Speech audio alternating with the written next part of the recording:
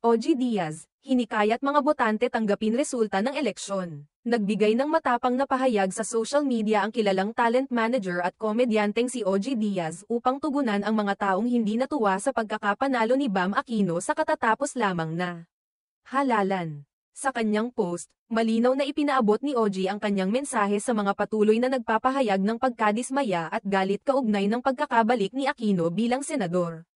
Ayon sa kanya, imbes na ubusin ang lakas sa pagkairita, mas mabuting tanggapin na lamang ang resulta ng eleksyon bilang bahagi ng proseso ng demokrasya, yung mga umiiyak sa buwisit dahil nanalo si Bam Aquino. Huwag na kayo ma-high blood. Masasanay din kayo na hindi sa lahat ng panahon, kadiliman o kasamaan ang mananaig, ani OG sa kanyang post.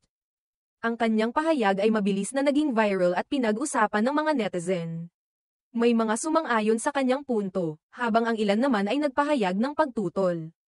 Gayunpaman, marami pa rin ang humanga sa kanyang paninindigan at sa pagiging bukas niya sa mga opinyon na may kinalaman sa politika, lalo na sa gitna ng mainit na tensyon pagkatapos ng eleksyon.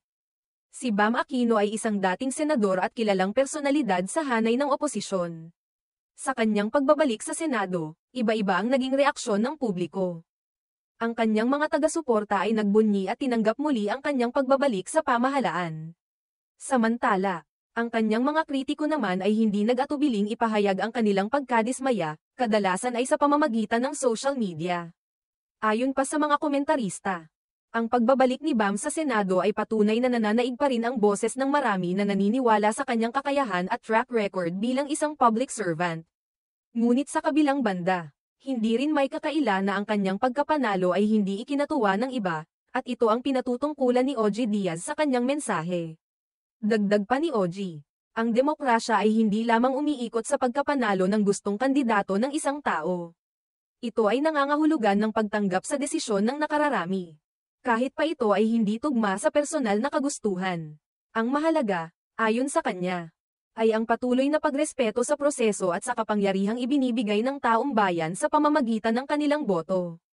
Bagamat hindi naman lingid sa kaalaman ng marami na si OG ay aktibo sa mga isyong panlipunan at politikal, nananatili siyang tapat sa kanyang prinsipyo na ang respeto, pagkakaunawaan, at pagtanggap ay mahalagang bahagi ng pagiging isang responsableng mamamayan.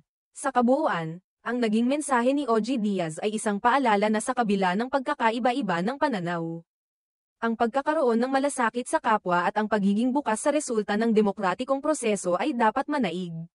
Panahon na upang mag-move on ang lahat at magkaisa para sa ikabubuti ng buong bansa. Kahit pa may mga pagkatalo o tagumpay na hindi sang-ayon sa personal nating paniniwala,